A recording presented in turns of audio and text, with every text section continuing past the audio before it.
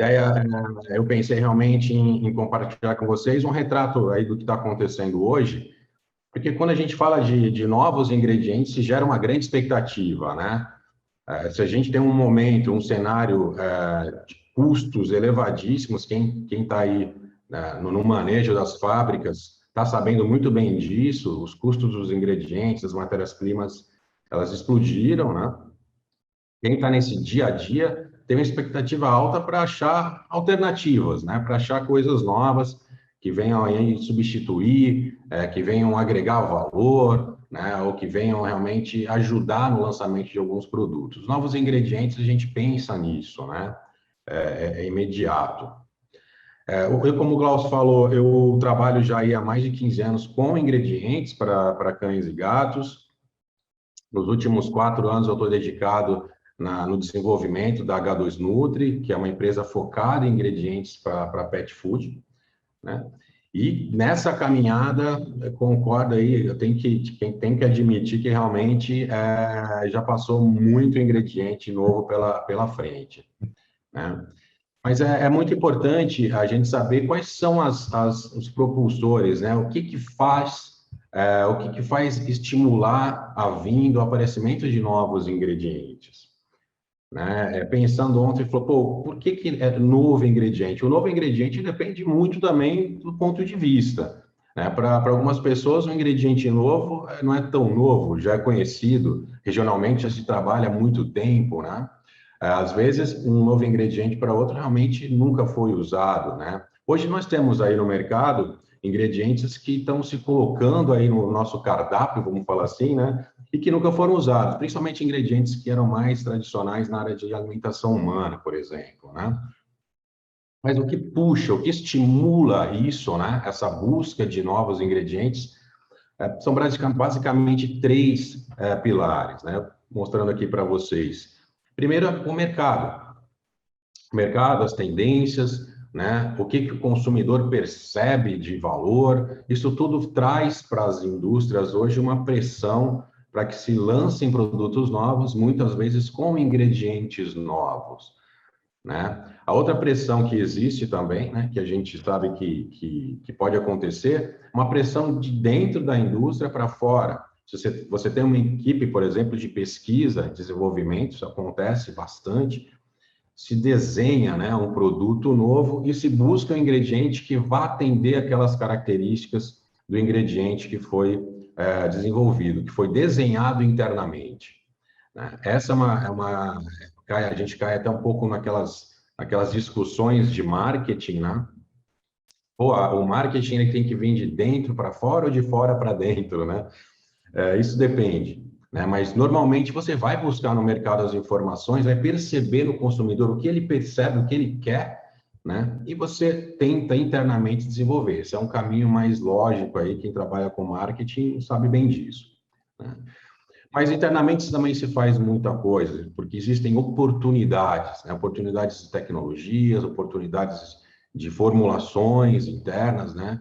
Existem fábricas que têm realmente um perfil para fazer determinado tipo de produto muito interessante, e ele acaba criando conceitos no mercado. E aí o caminho é contrário, é inverso. O outro pilar, um pilar que é muito aí real, né? Está acontecendo muito hoje em dia, é a questão dos custos, né? Esse hoje é um grande fator de estímulo na busca de novos ingredientes, né? Como eu falei no começo, custos pegou todo mundo, né? O aumento de custos pegou as fábricas aí em cheio. Se a gente teve na pandemia um aumento real de volume, né? Um aumento real de maior cuidado com os pets, já foi várias vezes comentados por vários canais aí. A gente teve também, paralelo a isso, um aumento de custos muito grande.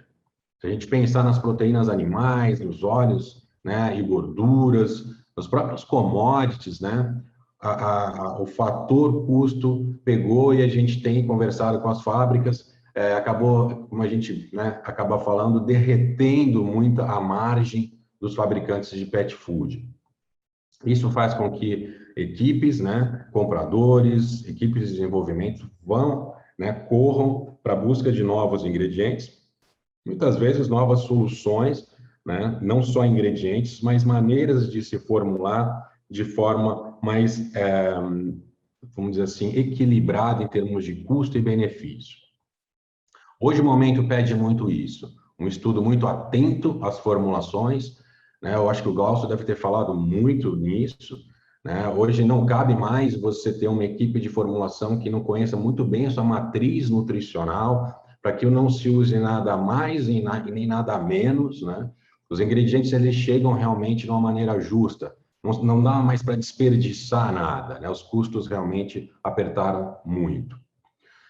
Mas quando a gente fala de novo, né, em novos ingredientes, gera essa expectativa. Eu sempre gosto de falar de quando você vai desenvolver algum produto novo, seja ingrediente, né, um ingrediente novo, ou um produto, uma ração, um alimento aí para cães e gatos novo, eu sempre gosto de mostrar essa matriz. Né? Eu acho que essa matriz é o primeiro ponto de reflexão do que deveria ser feito, né? Vamos lançar um produto, tá? Vamos trabalhar, vamos pensar aqui, né, em quatro mãos, em cima de uma matriz mercado-produto, a famosa matriz Ansoff, né? Essa matriz ela diz bastante coisa para a gente, porque muitas vezes você está num mercado e você precisa desenvolver um produto, mas você não precisa necessariamente mudar todo esse produto, né? Quando a gente fala em produto novo, eu estou fazendo esse link com ingredientes novos porque é imediato, né? Então, se você pensar, aqui essa matriz é muito simples, muito fácil, é uma matriz, como eu falei, produto-mercado. Você tem quatro cenários, né? Um cenário onde você tem produtos existentes já prontos, né? Que já estão no mercado, dentro de um mercado existente, né? Que seria esse quadrantinho azul. Você tem que ter estratégias mais ligadas à penetração do mercado, ou seja, ganho de market share, né? Você ganhar espaço com esse ingrediente que já é conhecido, né? Muitas vezes, para isso, você não precisa de ingrediente novo, você precisa de estratégias, né? Ações específicas para a penetração de mercado. Pensando um pouco mais aqui na planilha, né? Se você olhar, se você tem um produto já existente com um mercado novo, o que você precisa, na verdade? De estratégias de logística, estratégias de ocupação de espaço, de conhecimento desse novo mercado para entrar com esse produto que já está pronto, né? Esse é um outro cenário, é um cenário de risco médio, né, mas que ele tem que ser trabalhado com o desenvolvimento de mercado. Um outro lado aqui da matriz, né, o desenvolvimento de produtos, onde você tem aí sim, finalmente, um produto novo, um mercado já existente. Aqui é hora de você parar, pensar, desenvolver produtos com ingredientes novos ou produtos que tenham valor agregado a mais. Aí sim entra toda a reflexão, todo o estudo atrás de novos conceitos, novas definições, novos desenhos de produtos e ingredientes. Esse cenário de desenvolvimento de produtos é um cenário um pouco mais arriscado, né? A gente chama de risco médio. E, finalmente, o cenário de maior risco, que é o cenário de diversificação. Você tem um produto novo no mercado novo. Aí sim, aí você vai ter que montar estratégias definidas de mercado e de produto muito bem feitas.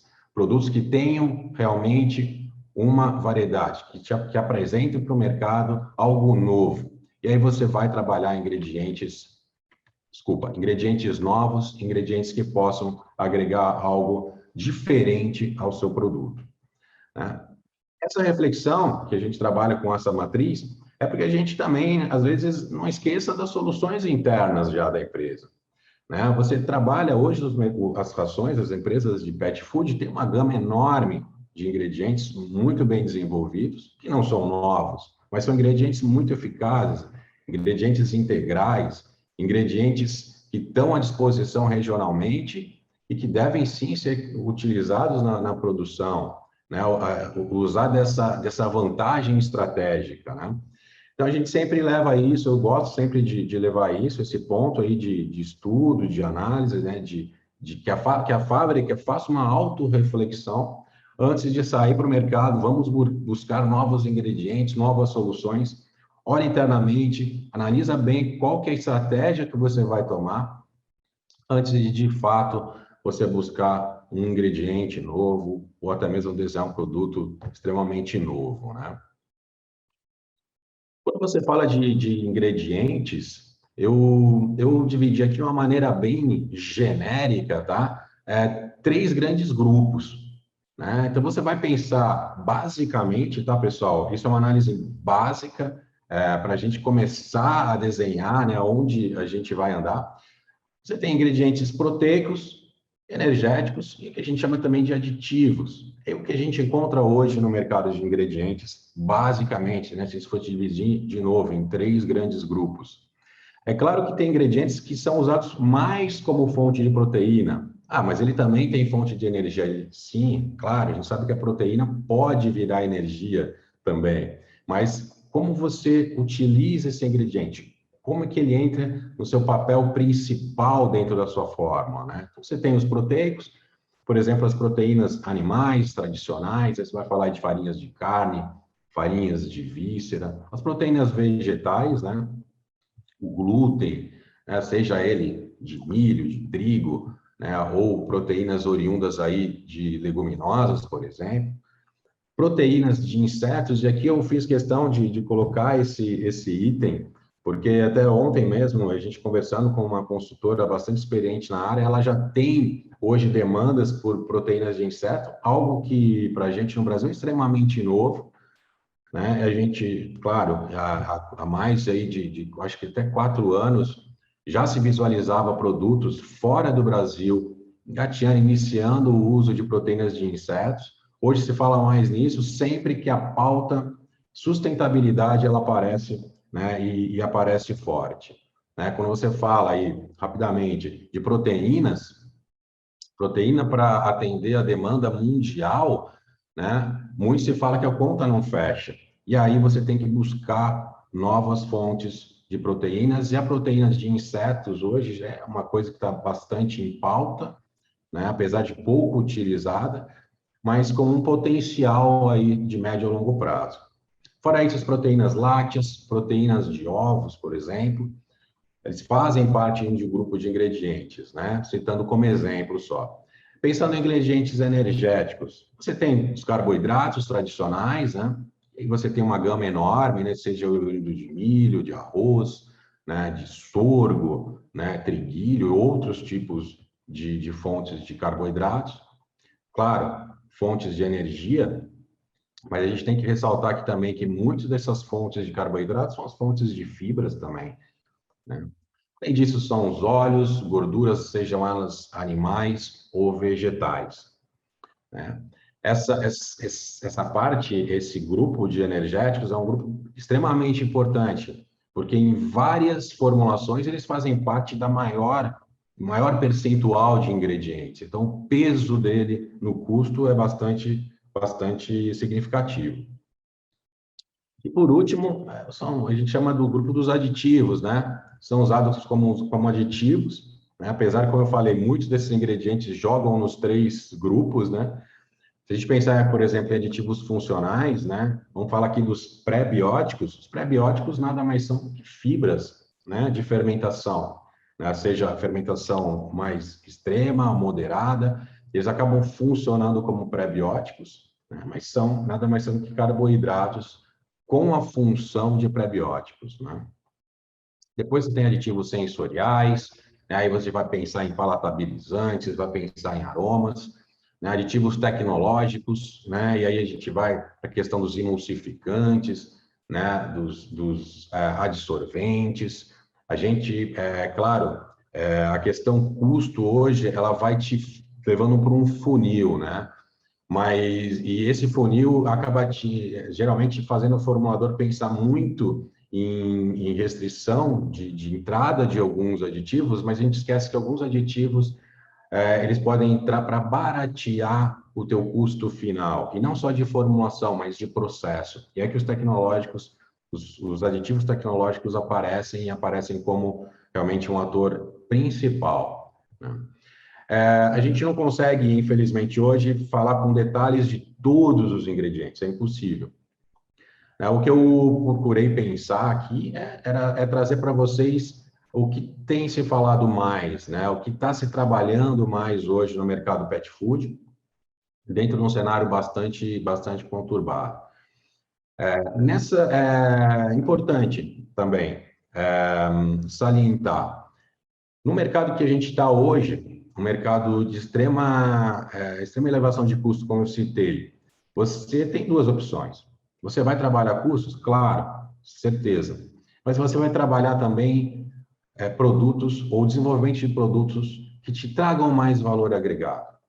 É uma consequência natural. A gente tem observado várias indústrias, né, onde essa ficha já caiu, e a busca por ingredientes premium e super premium, ela é muito, muito, muito atual e ela acaba sendo necessária. Você não consegue hoje, a gente sempre falou, né, historicamente, que formular ingredientes baratos era muito mais difícil que formular ingredientes caros, ingredientes premium, né? Essa é uma frase muito escutada aí no meio dos formuladores. Por quê? Porque formular ingredientes baratos é claramente difícil. Você fechar todos os níveis, né? Você trabalhar, você conseguir fazer alimentos completos, né? Que tragam todos os nutrientes necessários com ingredientes baratos. Muito complicado. Ainda mais no cenário atual, onde os commodities não estão tão baratos assim.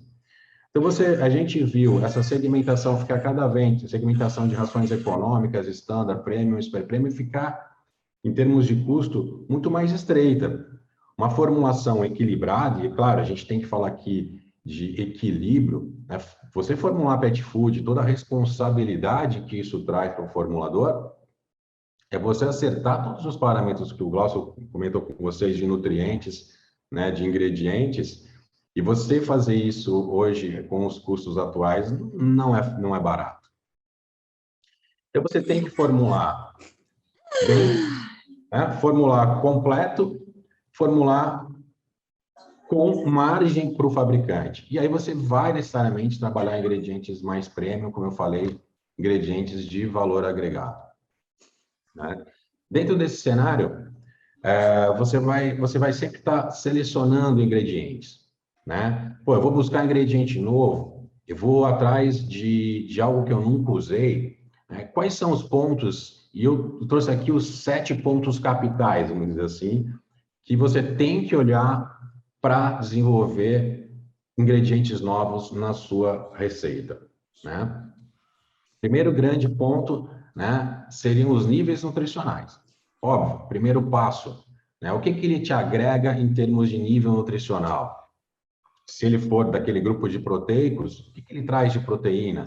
Né? Se ele for mais uma fonte de carboidrato, qual é o tipo de amido que ele te apresenta? Qual o percentual disso? Como é que ele colabora na tua dieta? Né? Se ele for um aditivo, por exemplo, o que de fato ele traz de benefício? Cabe para aquela dieta? Cabe para aquele perfil de produto, né, que você vai lançar? O segundo ponto, muito importante, fatores antinutricionais.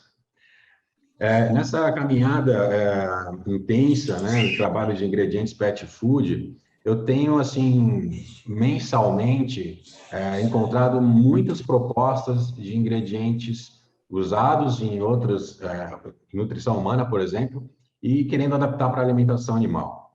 Eu tenho falado muito para esses novos fornecedores que me procuram, pessoal, vamos com calma. Muita coisa que é usada em alimentação humana não é um copia e cola para nutrição animal. Tem que se olhar fatores antinutricionais, por exemplo. Existem trabalhos sobre isso, né? Você já estudou isso? Ah, não, mas é muito bom, ele é um antioxidante fisiológico para humano, tá? Mas para cães e gatos, isso já foi testado? Ah, não. Você sabe se existe algum fator antinutricional que possa prejudicar a absorção de algum outro microingrediente da dieta, né? Quando você faz algumas perguntas, já se acaba ali, às vezes, alguns sonhos, né? Isso são pontos que a gente também tem que entender que ainda se engatinha no Brasil, né? O estudo, não só no Brasil, o estudo de ingredientes para pet food, ele está começando, a gente desenvolveu muito. No Brasil, a gente já tem universidades aí excelentes, focadas em trabalhos de pesquisa para cães e gatos, né? No último CBNA, a gente viu uma série de trabalhos, né, indo a fundo em alguns ingredientes que a gente antigamente simplesmente conhecia de ouvir falar, abrindo detalhes sobre a fibra, como funciona a absorção de amido, né, digestibilidade. Isso está sendo bastante interessante, mas existem ainda muitas ofertas de coisas que a gente não conhece, então tem que se tomar cuidado. Terceiro grande ponto é a disponibilidade, sazonalidade, ponto importantíssimo. Você quer deixar uma equipe de compras maluca, uma equipe de compras perdida, é você pedir para ele um ingrediente, né, que é chave na sua dieta, está lá na frente da sua embalagem, foi desenvolvida pelo departamento de marketing, pô, e é um ingrediente que todo ano ele some uma determinada época do ano. Ele não tem, você não tem fornecedor, infelizmente a importação deu problema, ou então realmente é safra e ele acaba e acabou. Esse é um ponto importante. Dificílimo desenvolver produto com ingredientes com esse perfil. Você vai deixar uma equipe de compras maluca, como eu falei, né? E vai gerar realmente um problema de supply, um problema de abastecimento do teu próprio mercado. Muita atenção com relação a isso. Trabalhar com ingredientes que você vai ter ele o ano inteiro, né? É claro que emergências, problemas podem acontecer, mas você tem que diminuir o risco disso. Outro ponto, custo, impacto. Esse ingrediente, ele é impactado pelo quê? É pelo dólar? Câmbio? Não. É pela importação? Qual que é o custo? Olha, realmente ele é impactado pelos commodities. Não, ele é impactado pela proteína animal. Conhecer muito bem isso, para estar preparado para eventuais aumentos de custos aí também durante, né, o período. Outro ponto, quinto ponto, processamento. Não adianta só trazer um ingrediente novo, adicionar na dieta, opa, vamos embora. O que isso vai impactar no teu processo? Né? Você trabalhar, por exemplo, com dietas de alta proteína, quem trabalha com extrusão sabe muito bem disso. Você vai ter um problema para ser trabalhado na extrusora, né? Como é que isso vai ser extrusado? Como é que isso vai ser formado? Como vai ficar seu pellet no final? Né? Não adianta só adicionar um monte de proteína ali. Que proteína é essa e como ela colabora no teu processo? Eu tenho que equilibrar o amido porque eu estou trabalhando com mais proteína. Então, como que isso trabalha no teu processamento? Aí entra aqueles times, né? Que algumas empresas têm, né? Que são pessoas que fazem a interface, fórmula, processo. Esses técnicos, esses profissionais, eles trabalham só nisso. Vamos fazer o teste da tua forma. Essa é a tua fórmula, o pessoal de P&D, vamos levar para a fábrica. Vamos extrusar. Vamos ver o que precisa ser ajeitado aqui para que o processo encaixe com essa formulação. Isso é um ponto importantíssimo, né? É um tipo de profissional difícil, às vezes, de achar no mercado, porque é um perfil que tem experiência com fórmula e processo, muito até com processo, né? Aí você tem uma gama hoje de engenheiros de alimentos trabalhando nessa área, engenheiros químicos, zootecnistas veterinários também que pegaram a prática do processo. Esse é um ponto importantíssimo também a ser salientado. O sexto ponto é a palatabilidade. Então, você tem que saber se esse ingrediente impacta positivamente ou negativamente para a palatabilidade. E isso quem vai te mostrar é o cão e o gato, tá? Infelizmente, não é só a gente, o comprador, o formulador, cheirando, pô, tem um cheiro bom. É bom para o humano. Será que isso é bom para o cão e gato? De preferência, você testar isso. Você tem painéis experts nisso, né? Painéis canis e gatis que podem te auxiliar nisso, nas universidades, mesmo na área privada, mas é uma etapa que ela deve ser cumprida. Você saber se esse ingrediente, de fato, né, está te ajudando, está te colaborando com a palatabilidade, com a palatabilidade, ou pelo menos não está te atrapalhando, né? Muitos ingredientes a gente conclui no final de uma pesquisa, de um teste de palatabilidade, que ele não está colaborando negativamente com a palatabilidade, né? A entrada dele não soma, mas também não atrapalha. Pode seguir o jogo, né? Opa, não, achei um ingrediente que além de me trazer um nutriente importantíssimo, ele melhorou a palatabilidade do produto. Pô, ponto positivo ainda, né? Melhor ainda, né? Então, essa etapa é uma etapa, uma do checklist aí das 7, importantíssima. E uma outra etapa, não a última, menos importante, aqui não é uma ordem de importância, tá? Mas é a digestibilidade, né? É um ingrediente que ele vem para melhorar, para piorar. Ele te traz, por exemplo, uma condição de equalizar a digestibilidade do teu produto. Muitas vezes é isso. Dietas, por exemplo, light, dietas de baixa caloria, muitas vezes precisa trabalhar com tipos de fibras, perfil de amido, que ajudem a diminuir os picos de glicose, por exemplo. Esses são ingredientes que acabam diminuindo, às vezes, até a tua digestibilidade, mas eles são positivos para o resultado final da tua dieta. Então, depende de como você quer usar isso. Conhecer a digestibilidade desse ingrediente é um dos pontos também fundamentais para a seleção de ingredientes novos, né? Ingredientes que você está usando pela primeira vez na sua empresa, tá? Como eu falei para vocês, a questão a palavra ingrediente, né, a frase ingrediente novo, ele te gera um monte de expectativa. Não é um coelho que vai sair da cartola. Às vezes, como eu te falei, é um ingrediente que você já ouviu falar no mercado, mas não usou simplesmente, ou não tinha disponível, né, ou não cabia na sua dieta, tá? Não vamos criar expectativas de que ingrediente novo é sempre, opa, alguma coisa, oh, ninguém me ouviu, vou ser o primeiro a colocar na minha embalagem e vou poder faturar em cima disso. Não é isso, tá? Um ingrediente novo é um ingrediente novo na sua dieta, que vai colaborar de uma maneira nova nessa sua formulação. Eu acho que estou sendo claro. Dentro desse cenário, e finalizando, eu trouxe para vocês um pouco um ranking aqui. Eu fiz uma demonstração do grau, vamos falar assim. Se a gente tivesse aqui um Pareto, né, um gráfico aí que mostrasse aí do maior nível de preocupação para o menor nível de preocupação, a gente poderia mostrar esse gráfico, né? Hoje, no mercado, a gente tem a maior parte aí da pesquisa ou da busca, né, por novas proteínas, né, novos ingredientes proteicos, né? Depois, carboidratos, óleos e gorduras, fibras, aditivos. É claro, a gente poderia continuar isso aqui, uma série de outros perfis de ingredientes, né? Basicamente, a gente vê isso, né, que existe uma busca muito grande por novas proteínas, e se a gente parar para pensar aqui, olhando, né, você tem um pouco uma divisão por custo, né? Realmente as proteínas hoje as fontes de proteínas são bastante elevadas em termos de custo. Óleos e gorduras também, né? Carboidratos, você tem um peso muito grande na dieta, porque o percentual do carboidrato na ração extrusada é muito maior. Então, você tem hoje mais ou menos uma preocupação desse nível, né? E dentro das proteínas novas, né? O que se fala mais, né? Quais são as tendências, né? O que a gente tem escutado mais no mercado? Eu relacionei aqui alguns, tá? Não quero cravar, esses são os ingredientes que vão ser mais utilizados, né? Os top 10, top 5, não é isso.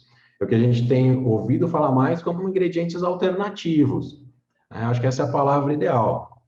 Os DDGs, o Glaucio gosta muito de falar desse ingrediente, né, que é uma fonte de proteína vegetal, né, que até então era muito pouco, não era utilizada no Brasil praticamente. Hoje ela está disponível.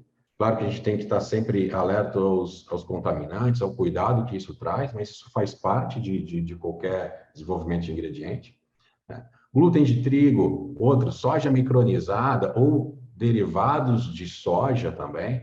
As leveduras secas, sejam as leveduras de cerveja, leveduras de cana-de-açúcar, né? Eles também funcionam como um aporte de proteína, sim, né? Eles têm uma função, as leveduras é um universo, né? Dá para fazer um simpósio só com leveduras, tá, pessoal? Mas as leveduras, sejam elas de cerveja ou de cana, elas têm um nível de proteína interessante, ela tem uma digestibilidade também bastante interessante, e eles trazem também, né, paredes, né, mananos, né, até beta-glucanos que a gente às vezes tem que adicionar depois lá no nosso grupo de aditivos, né? Então são ingredientes bastante procurados também hoje em dia. Farinha de tilápia, esse é um ingrediente que eu gosto de colocar porque você já estudou as farinhas de tilápia, por exemplo, como farinhas não tão atrativas em termos de palatabilidade? Seguramente elas não são proteínas que são contra a palatabilidade. Hoje a gente tem no Brasil uma crescente das criações, né, da aquacultura para tilápia no Brasil, e essa é uma tendência sem volta, o Glaucio conhece muito bem esse mercado, e você vai ter um aporte, você vai ter uma disponibilidade de farinhas, e que, vou ser sincero, eu não estou tão atualizado com relação ao preço da farinha de tilápia, mas até então, até pouco tempo atrás, se nós olhássemos o preço da farinha de tilápia dentro das farinhas de proteínas de origem animal, ela era mais barata. E por que não utilizar, né? Ah, talvez ela não dê um claim interessante. Ah, porque talvez eu não tenha um fornecedor hoje que faça uma farinha de qualidade, pode ser. Mas eu acho que o desenvolvimento disso é uma coisa a ser pensada. Farinha de torresmo. Esse aqui é engraçado. É um dos maiores mitos que eu já vi nas formulações. Todo mundo quer, mas ninguém acha.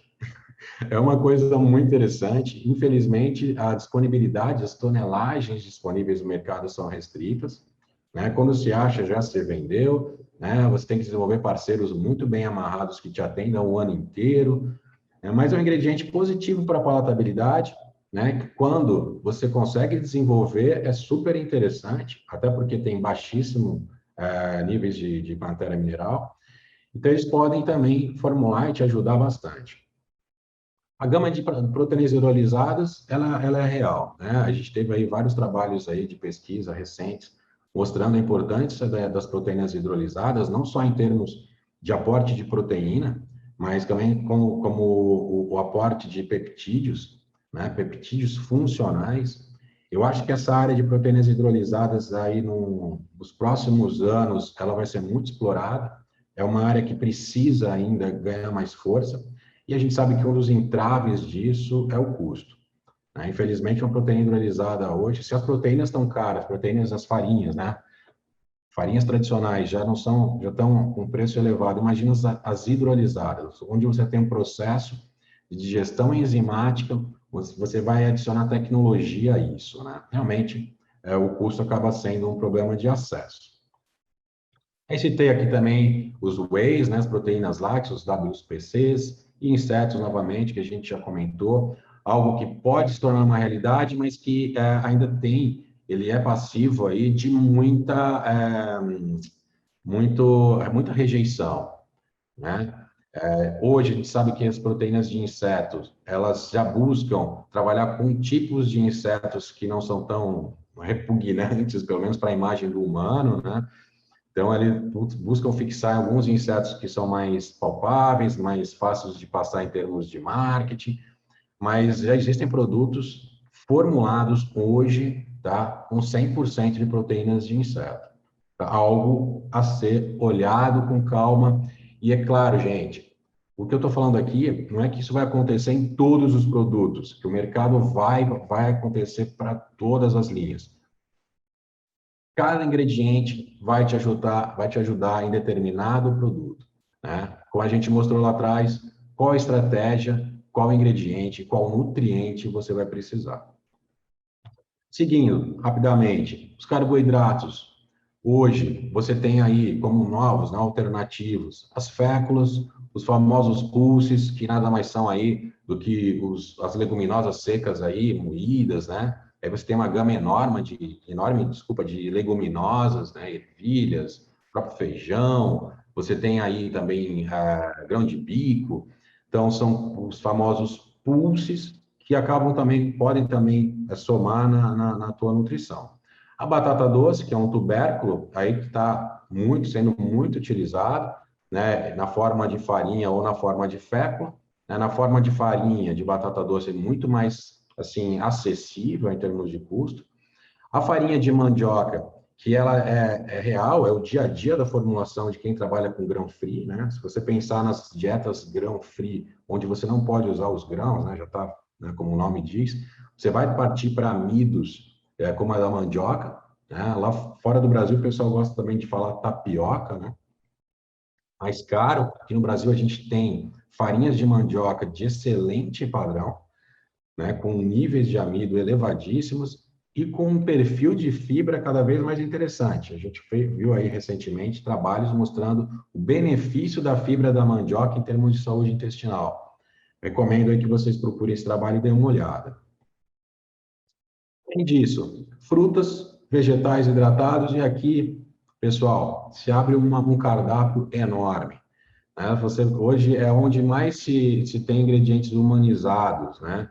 Ah, eu quero dar mirtilo porque eu gosto de mirtilo, eu quero dar para o meu gato. Ah, cranberry, dá para usar cranberry? Quanto? Né? Ah, vegetais, pô, você vai pensar aí espinafre, abóbora, né? Tomate. Você tem sim hoje essa gama enorme de vegetais hidratados que também entram, podem entrar na formulação, né? E aí vai um alerta. Nem tudo isso foi comprovado o benefício funcional. Muitos deles já se sabem que não tem fatores anti. Vai lançar um novo filme que se chama. Acho que tem alguém com o áudio aberto, hein? Muitos deles não têm fatores antinutricionais, o que é um ponto positivo. Mas um monte desses vegetais acabam entrando muito mais como o que a gente chama de claim, como um atrativo, né, para clientes que querem usar ingredientes habituais da alimentação do dia a dia dele, humano, para o seu cão ou gato, né? E aí vai muito de estratégia de mercado. Outro ponto importante são os óleos e gorduras. A biomassa de alga, eu coloquei aqui como um destaque, que são as famosas farinhas de alga, né? Muitas vezes, essas farinhas, elas têm um aporte de proteína também, mas o aporte maior dela é de DHA, né? De ácidos graxos, né? Da família ômega 3. A biomassa de alga te traz isso. E muitas vezes ela consegue complementar, né, o seu aporte, a sua necessidade de DHA, né, que é oriunda dos óleos de peixe. Né? Os óleos, as fontes de ômega 3 hoje, de origem animal, né, que são os ômegas mais interessantes, você pensa em salmão, farinha de salmão. Desculpa, a farinha e óleo de salmão, claro. Já se sabe que os óleos de salmão, hoje em dia, eles perderam muito o percentual de DHA, né, existente. Então, hoje não se busca só o óleo de salmão, se busca óleo de peixe marinho, no caso, né? Ricos em DHA e EPA. Muitas vezes a biomassa de alga vem para ajudar a substituir uma deficiência, né, desse óleo de peixe, ou substituindo parcialmente ou integralmente. É um ingrediente interessante também. O óleo de tilápia, eu salientei de novo a tilápia. Eu não trabalho com óleo de tilápia nem farinha de tilápia, tá? Mas eu acho um potencial, por isso que eu coloquei. É claro que a gente ainda carece, e eu sei muito bem disso, de farinhas de óleo de tilápia de boa qualidade. Mas eu acho que isso é uma questão de tempo só. Linhaça, já muito conhecido, tá vendo? Aqui é um exemplo. A linhaça não é um ingrediente novo, é muito conhecido. Mas é um ingrediente de aporte de ômega também interessantíssimo, né? Então, por que não relacionar? E a gente entende aí, principalmente a alimentação natural, muita gente procurando isso. E a gordura suína, que acaba ficando aí um pouco em segundo plano, quando a gente olha o rol das gorduras, né? A gente pensa primeiro em frango, né? Depois pensa em bovino, e a suína um pouco mais, porque é mais difícil de trabalhar, ele é um sebo, né? Assim como o bovino, né? Ele é rico também em gordura saturada, né? Então, mas é um produto de extrema palatabilidade quando uma gordura de qualidade, tá? Sempre, pessoal, sempre pensar, pensou em proteínas, pensou em ingrediente de origem animal, você tem o fator qualidade. Você pode mudar totalmente o perfil do produto de A para Z, dependendo de como ele foi produzido, esse ingrediente. Tá? Então, você tem N tipos, N padrões de qualidade de gorduras, infelizmente, o bom seria que se tivesse um padrão já muito bem definido, Mas esse é um trabalho a mais aí, que é achar a gordura de qualidade. No caso de fibras, hoje se fala muito de fibra de ervilha, fibra de cana, né? Fibras insolúveis, como a celulose, a fibra de cana, fibra de maçã, fibra de mandioca que eu citei, né?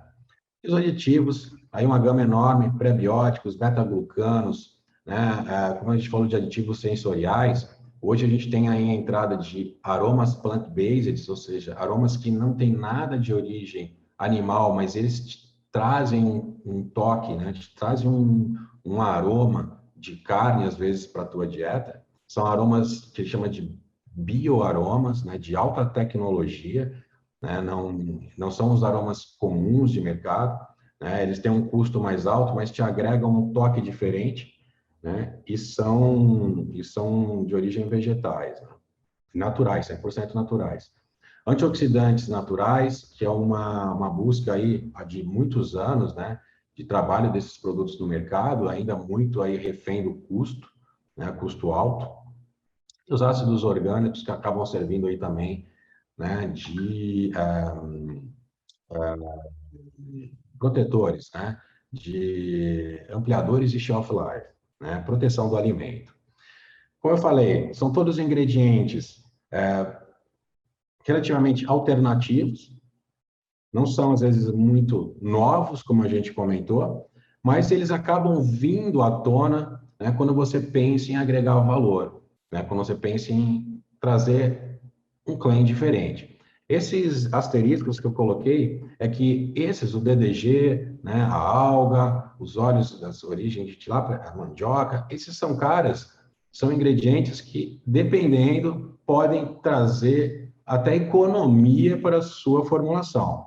Mas a notícia ruim é que a maior parte desses ingredientes, eles adicionam custo. Eles são mais caros do que a média dos ingredientes da sua formulação. Por isso que a gente comentou que acabam sendo utilizados em rações premium, super premium, né?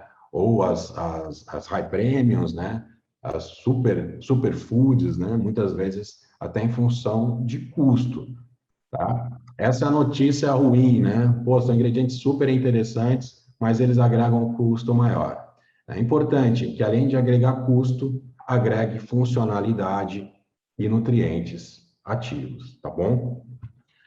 Finalizando, concluindo aqui, né? Até para não tomar mais o tempo aí do Glaucio, a pressão de mercado tem pressionado a busca por novos ingredientes, né? Seja ela de dentro para fora, de fora para dentro, mas os custos bateram realmente na tampa. Isso tem feito o pessoal buscar alternativas, seja para trazer produtos de maior valor agregado, ou seja para substituir ingredientes que já usados habitualmente.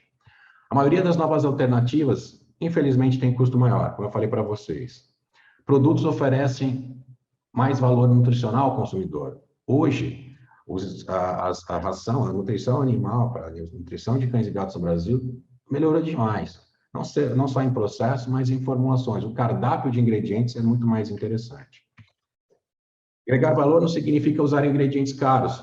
Muitas vezes você tem ingredientes que já são usados, eles precisam ser melhor usados e, principalmente, melhor comunicados para o seu consumidor, né? E eu gosto de falar sempre essa frase: equilibrar nutrição e tendências.